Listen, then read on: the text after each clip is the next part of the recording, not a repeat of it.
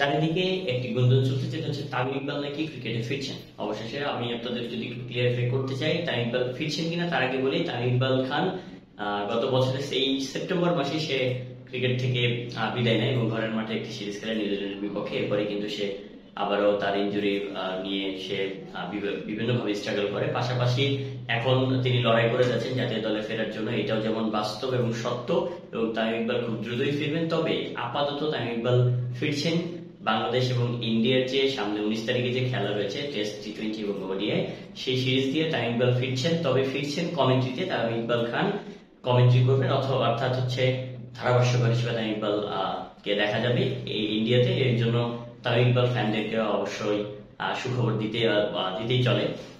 তো যেটা বলবো যেটা হচ্ছে তামিম ইকবাল খান সেপ্টেম্বরে যেহেতু তিনি ছিলেন না, দীর্ঘ 1 বছর পরে হয়তো মাঠে ফিরবেন, তবে আরো কিছুদিন সময় নিয়ে হয়তো ফিরবেন। তিনি এখনো পুরোপুরি হয়তো ফিট হয়ে উঠতে পারেননি, যে কারণে তামিম ইকবাল খান এখনো তাকে মাঠে দেখা যাচ্ছে না। তবে খুব শীঘ্রই তিনি ফিরবেন এবং খুব পরিশ্রম করে যাচ্ছেন তিনি মাঠে ফেরার জন্য।